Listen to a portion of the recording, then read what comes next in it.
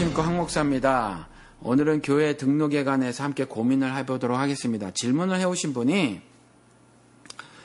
교회 등록을 아직 하고 있지 않으시답니다. 그래서 교회 꼭 등록을 해야 하나요? 이렇게 질문해 오셨어요. 이분은 최근에 안 좋은 일을 경험을 하셨네요. 보니까 글을 이메일을 통해서 질문해 오셨는데 교회 생활을 오래 하셨어요. 한 교회를 30여 년 다니셨는데, 한 교회를 30여 년 다니셨다는 말은 이분은 성격이 웬만하면 교회를 옮기시는 분이 아니시라는 얘기죠. 뭐 문제가 없으셨겠어요. 그래도 교회를 떠나시고 버리시고 또 뭐 그런 성격은 아니시라는 거죠. 그런데 어떤 문제로 교회를 나오셨다는 거예요. 그리고 이제 멀리 아마 이사하는 문제 때문에 그러신 것 같은데 다른 도시로 이제 이사를 가셨어요. 그래서 다른 교회에 정착을 하게 됐는데, 거기에서도 또 목사님들 너무 좋고, 다 좋으셨대요. 그런데, 2년 정도 다니셨는데, 어느 날 갑자기 목사님이 사라지셨답니다. 어디로 사라지셨을까요? 목사님이 사라지셨는데, 외국에를 가셨대요. 갑자기 외국에를 가셨는데,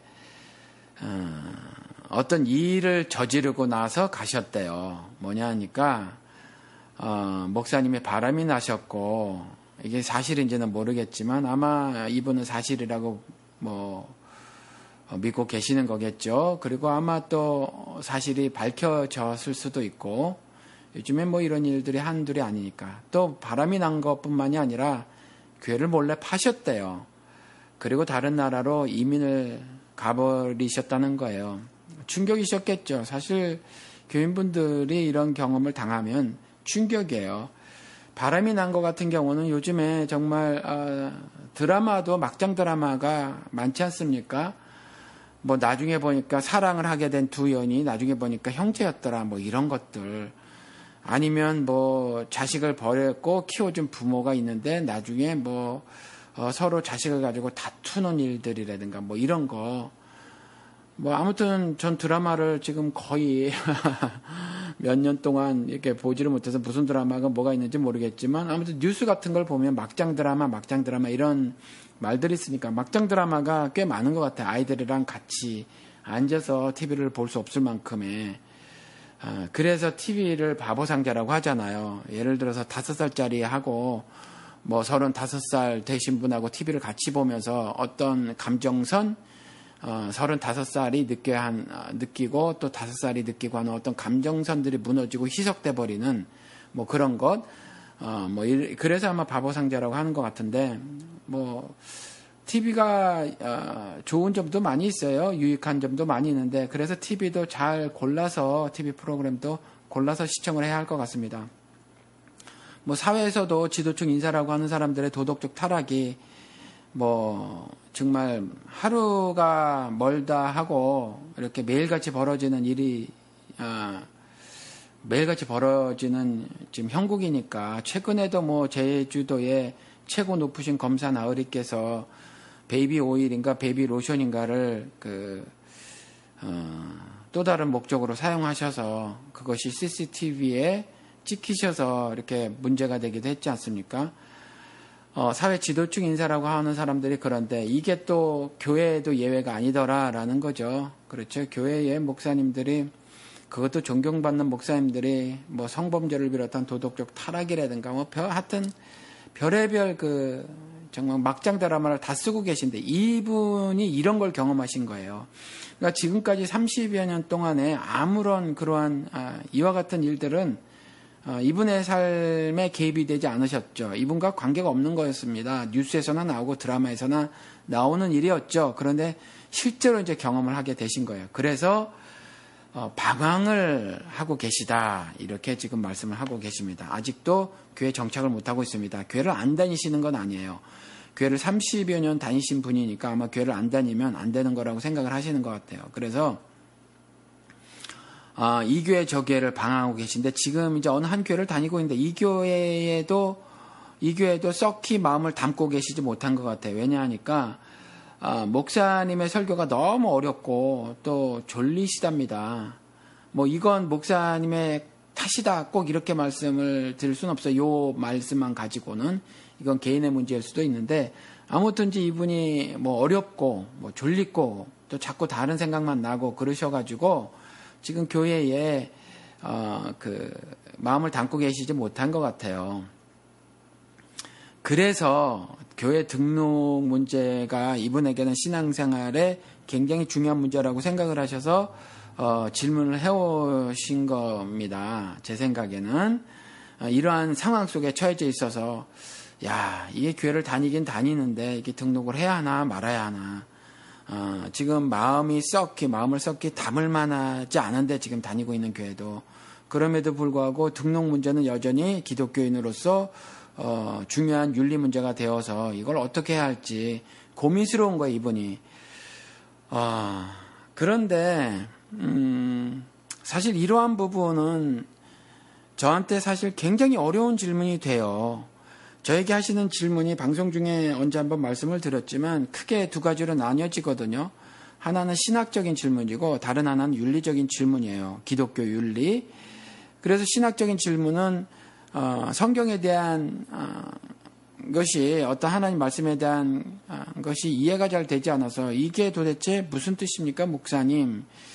이런 구절을 읽었는데요. 이게 도대체 무슨 뜻인지 이해가 되지 않습니다. 하는 이런 질문들. 이게 이제 신학적인 질문이거든요.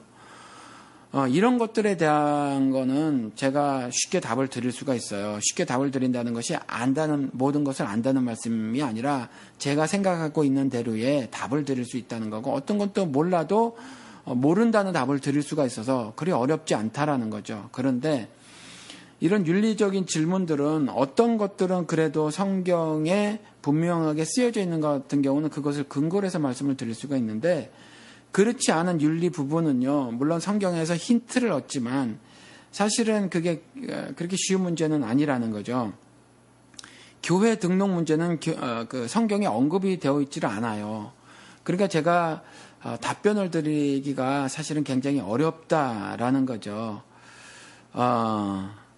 근데 윤리 부분 문제는 더더욱 제가 어려움을 느끼는 이유는 뭐냐 하면 제가 율법주의자가 될 가능성이 높기 때문에 그래요. 그러니까 하나님 말씀이 주어졌는데 그 말씀을 제가 제 맘대로 해석을 해버리는 경우죠. 윤리적인 해석, 윤리 문제에 있어서. 그래서 그것이 흡사 정답인 양 제시를 하게 되는 거죠. 현재 한국 기독교계는 이러한 일들이 지금 너무 흔하게 벌어지고 있는데 사실 그건 모든 사람들을 율법주의자로 만들게 되는 거예요. 바리새인들이 그 일을 했잖아요. 그래서 바리새인의 가르침을 받은 온 유대인들이 그렇게 살았고 그래서 하나님의 말씀을 가지고 자신들이 해석을 하기를 예를 들어서 안식일을 기억하여 거룩하게 지키라. 그러면 안식일을 어떻게 해야 거룩하게 지키는 것인가? 라고 하면서 여러 가지 법들을 만들어 냈잖아요. 그렇죠? 뭐 50보 이상도 걷지 않고 마태복음 12장에 가서 봐도 알듯이 그 나락을 갖다가 뭐 따서 먹었는지 주워 먹었는지 그랬는데 그것도 하서는 안 될 행위다.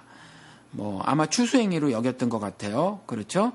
그래서 안식일날 하지 못할 일이다. 이렇게 말을 했고 심지어 침을 뱉는 건 가지만 침을 뱉고 이렇게 발로 이렇게 짓이기는 경우는 그것도 경작행위라고 봤다는 거죠. 그리고 불을 필 수도 없고 뭐 아무튼 또 뭐 물건을 들고 집 밖으로 나갈 수도 없고 뭐 이런 것들을 자신들이 어떤 윤리 조항으로 규례로 만들어 놨거든요. 또 다른 경우도 그렇죠. 그 밥을 먹을 때 꼭 손을 씻고 먹는 것을 규례로 정했어요. 물론 손을 씻고 먹는 것이 좋지만 그것을 규례로 정해서 그렇게 해야만 된다라고 법제화했다는 거죠. 그 윤리를.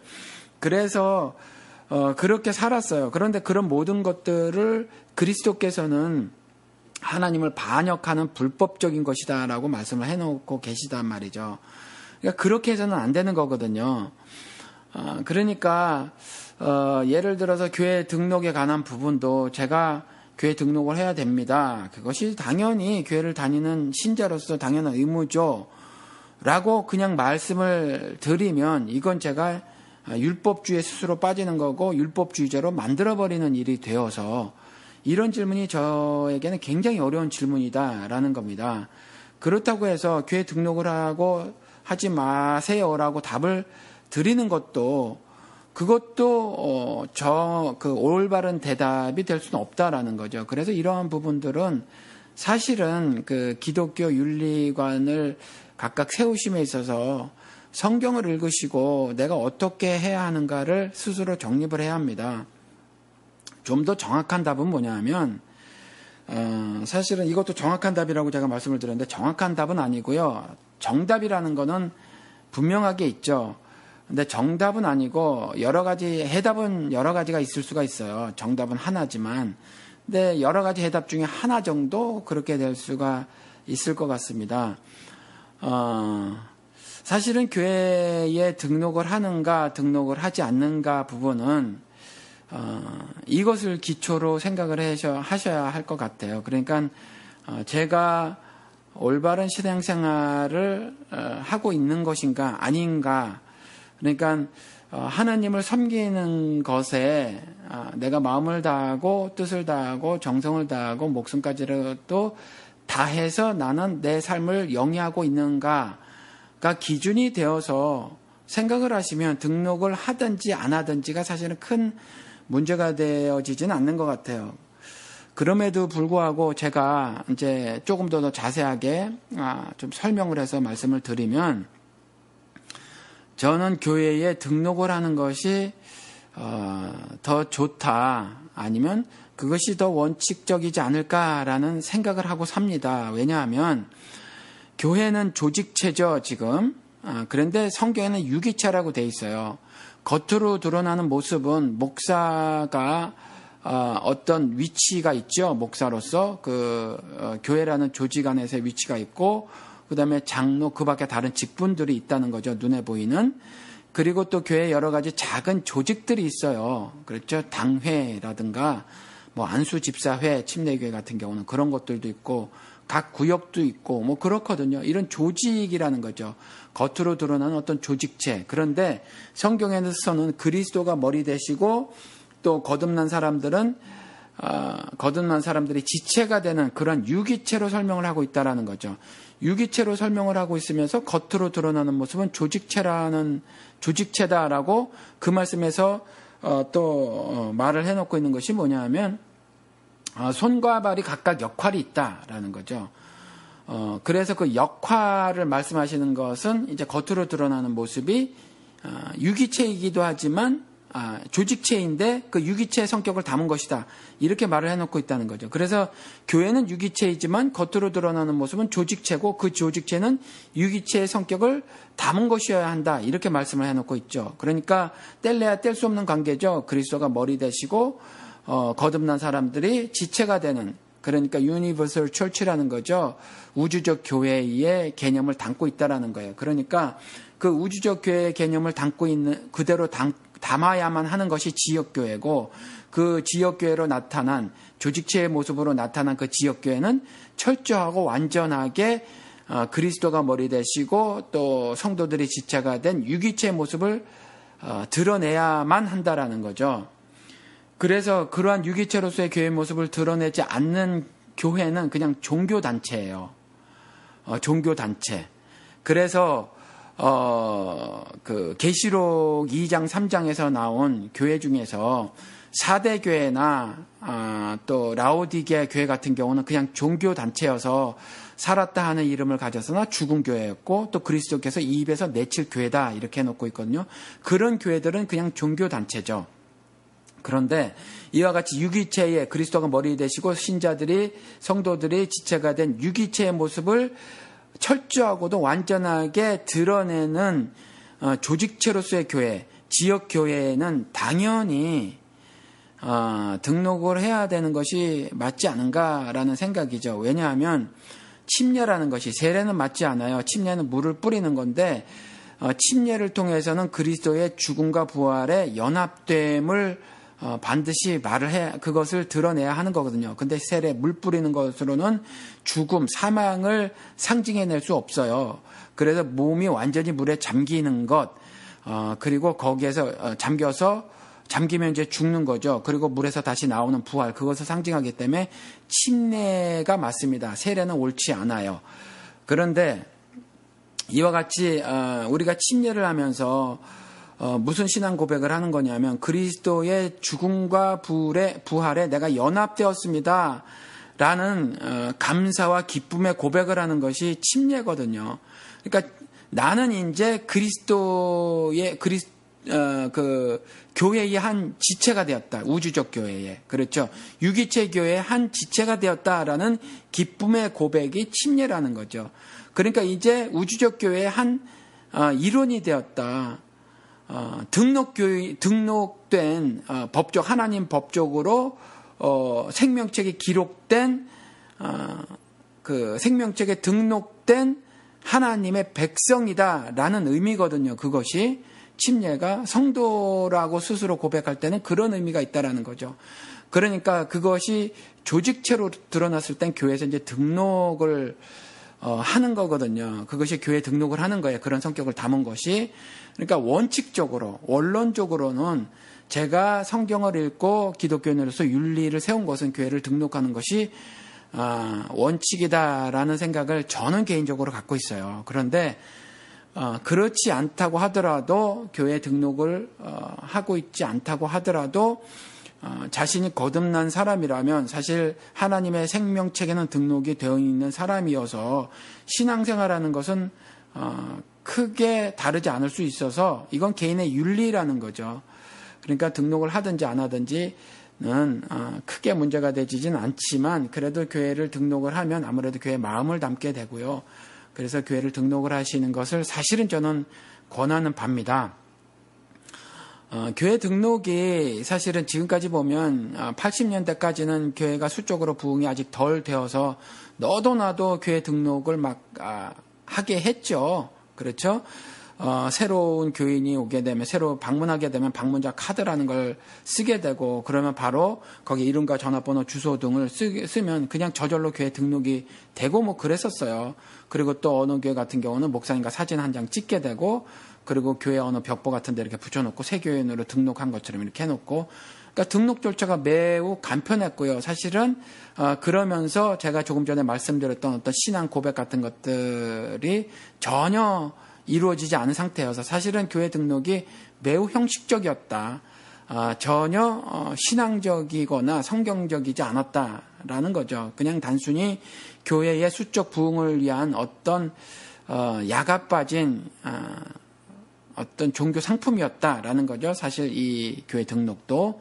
그러니까 한국 교회는요, 등록 교인이 출석 교인보다 훨씬 많습니다. 사실은 그래서 이런 것들이 문제인데, 또 그러고 나서 보니까 최근에는 벌어진 일이 뭐냐면 교회가 90년대를 거치면서 수가 굉장히 늘고요. 수가 늘다 보니까 사회적 힘이 생겼죠. 그리고 90년대를 지나면서 한국이 좀 더 잘 살게 됐고 그러다 보니까 교회가 부도 축적하게 되었어요. 그러다 보니까 사회에 어떤 강력한 힘을, 사회적 힘을 갖게 되고, 그리고 사회에서 그 힘을 행사할 수 있을 만큼의 뭐 그러한 어떤 집단, 단체가 됐단 말이에요. 그러다 보니까 지금 뭐 한국의 지배층들, 독재자들의 권력을 사유화했듯이 교회에서 그러한 축적된 부와 또 생겨진 권력, 그 힘을 사유화하려는 일들이 벌어지고 있다라는 거죠. 그 중에 대표적인 것이 이제 교회 돈을 횡령하고 배임하는 일이고요. 그 다음에 그와 같은 교회의 권력을 사유화해서 자기의 핏줄 아들에게 그대로 세습을 하는 교회 세습, 이것이 이제 권력을 사유화하는 일이지 않습니까? 이제 이러한 일들이 벌어지는 건데, 제가 안타까운 것은 이분도 경험을 한 것이, 목사님이 바람이 난 거야 어쩔 수 없다고 치지만 그건 개인의 문제지만, 어떻게 목사가 개인이 교회를 몰래 파실 수 있도록 교회법이 만들어졌냐라는 거죠. 전 이런 것들이 정말 답답해요. 도대체 한국 기독교인들은 영훈 씨가 방송에서 지적했듯이 뇌를 교회들을 들어갈 때는 빼놓고 들어가시는 건지, 이런 것들이 어떻게 이런 일이 벌어지는 것이 가능한가. 뭐 곽선희 목사 같은 경우도 교회에서 집을 사주고 또 그러면서 그 어떤 그 집에 대한 또 세금을 전혀 재산세를 물지 않기 위해서 자신이 정권을 휘두르고 있는 그 교회의 재산으로 해놓고 또 세금조차 한 푼도 내지 않고 뭐 이런 일들이 벌어지는데 어떻게 이런 일들이 가능한가라는 거죠. 그래서 저는 참 이런 점들이 답답한데 아무튼 이분은 이제 이와 같은 그 성격의 분이신 것 같고 그리고 교회에 등록하는 부분이 절대적으로 중요한 신앙 문제라고 생각을 하시는 것 같은데 아무튼 이와 같이 교회 권력을 사유한 이 사람들이 이제 최근에는 뭐 방송에서 한번 말씀을 드렸지만 합동 측에서 헌법 개정을 하려고 했단 말이죠. 그래서 공청회를 했는데 11조를 내느냐 안 내느냐 가지고 교인 자격을 결정하려고 했었단 말이죠. 그래서 그거 가지고 거센 비판을 받게 되니까 쑥 들어갔다가 다시 8월 19일 날 공청회를 열었어요. 그리고서 11조 얘기는 하고 있지 않지만, 뭐 몇 조에선가 교인의 의무 조항을 신설을 해서 거기에 11조와 헌금 등을 기록을 해놨다라는 거죠. 그래서 교인이 의무를 다하지 않았을 경우에는 교인의 자격을 제한한다. 뭐 이렇게 했으니까 사실은 그게 편법을 동원해서 11조나 헌금 등을 하지 않았을 때는 교인이 교인의 의무를 다한 것이 아니므로 교인으로서의 자격을 제한한다. 결국 그 말인데 아주 머리들도 좋아요. 아주 머리들도 좋습니다. 어떻게 하든지 자신의 그 권력을 사유하기 위해서 별의별 그 단어를 이리 꼬고 저리 꼬고 또 법을 요리 만들고 저리 만들어서 더러운 일을 취하려고 하는데 아무튼 이것이 한 개교의 문제가 아니라 합동 측이라는 한국 기독교의 최대 교단에서 벌이고 있는 악랄한 짓이라는 거거든요.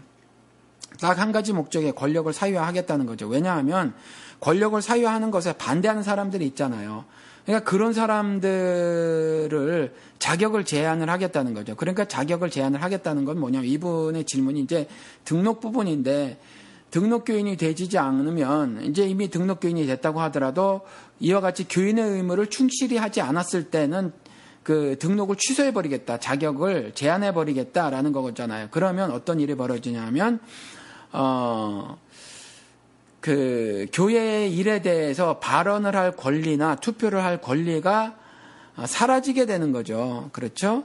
그래서 이러한 일들이 이제 거꾸로 진행이 되고 있다. 이전에는 이제 적극 등록을 권유를 했었는데 아직도 작은 교회, 중소형 교회는 그러겠죠. 그런데 이제 대형화를 이룬 교회에서는 이제 이러한 일들을 벌이고 있다라는 거죠. 그래서 또 다른 면으로는 교회 등록을 적극적으로 하셔라. 그래서 교회에서 일어나고 있는 이와 같은 불의한 일들을 눈 감고 계시지 마시고 신앙생활을 적극적으로 하나님 앞에서 적극적으로 해서 승리를 거머쥐는 삶을 살아야 하니까 저렇게 악인들이 펄펄 날릴 때 눈 뜨고 가만히 보고 있는 것은 악에 동참하는 일이거든요. 그래서 또 다른 측면으로는 제 윤리관은 교회 등록을 적극적으로 해서 이와 같이 교회에 힘 가진 자들이 악한 일을 벌이려고 했을 때 그것을 저지하기 위해서라도 적극적으로 교회 등록을 하셔라라는 말씀을 드리고 싶네요. 그래서 이분 같은 경우는 개인적으로도 충고의 말씀을 드리는 것이 막장 드라마를 경험을 하셨잖아요. 그러니까 등록을 하시고 교회 정관도 꼼꼼히 살펴보시고 그래서 목사가 교회를 팔 수 있도록 법이 허술하면 그런 문제를 교회에 제기를 하시고 그래서 그런 것들을 법제화할 수 있도록 의견을 내시고 그러한 적극적인 신앙생활을 좀 하셨으면 좋겠어요. 또 방송을 청취하시는 다른 분들도 그와 같은 어떤 기독교 윤리관을 가지시고 그렇게 하셨으면 좋겠습니다. 다시 그렇지만 말씀을 드리는 것이 이거는 제 윤리관이어서 정답은 아니다라는 거예요. 그래서 참고의 말씀은 제가 조금 전에 조직체의 겉모습을 띈 것이 교회지만 그것은 철저하고도 완전하게 유기체의 모습을 가져야 하니까 즉 그리스도가 머리 대신 그리고 내가 지체된 그 모습을 담아내야 하니까 그리고 그 모습을 담아내지 않으면 살았다 하는 이름을 가졌지만 죽은 교회고 또 더 나가서는 그리스도께서 입에서 내칠 교회가 돼버리는 거니까 내가 그렇게 되면 안 되잖아요. 그러니까 그것을 기준으로 삼아서 그래서 어떤 신앙 윤리, 기독교 윤리를 세워나가셨으면 좋겠습니다. 참고가 되셨으면 좋겠고요. 감사합니다. 안녕히 계세요.